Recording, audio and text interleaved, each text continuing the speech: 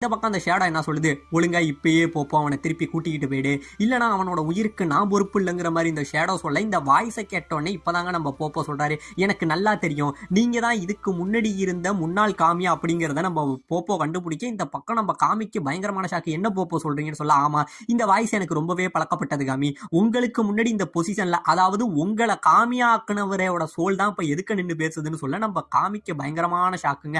இப்ப இந்த பக்கம் அந்த ஷேடோ என்ன பண்ணுது, உடனே அதோட பவரை யூஸ் பண்ணுதுங்க. யூஸ் பண்ணி இவங்க நிக்கிற இடத்துல ஒரு மிகப்பெரிய குழியை உருவாக்க நம்ம போப்போ அதுல இருந்து தப்பிக்கிறாரு. ஆனா நம்ம காமியை கொல்லணுங்கிற நோக்கத்திலேயே அந்த குழி உருவாகுதுங்க. நம்ம காமி அப்பயுமே ரொம்பவே கெஞ்சுறாரு, நல்லா புரிஞ்சுக்குங்க, உங்களுக்கு தெரியாத விஷயம் ஒண்ணும் கிடையாது, இப்ப பூமியே முழுக்க முழுக்க ஆபத்துல இருக்கு, நான் மட்டும் இந்த தண்ணியை சரியான நேரத்துல பரப்பி அவங்கள காப்பாத்தல அப்படின்னா அவங்க எல்லாருமே ஈவிலா மாறிடுவாங்க, மொத்த பூமியுமே அழிஞ்சிடும்னு இவர் எவ்வளவோ கெஞ்சி பார்க்க நம்ம முன்னாள் காமி இதை கேட்கவே மாட்டாருங்க. பயங்கரமா அவரோட மின்னல் பவரை திரட்டி இங்க இருந்து நம்ம காமி அடிக்க வர, உடனே நம்ம போப்போ என்ன பண்றாரு, இங்கே இருந்து பறந்து குறுக்க விழுறாருங்க. நம்ம காமி மேல படர்ந்த மொத்த அடியும் நம்ம போப்போ எடுத்துக்கிறாரு.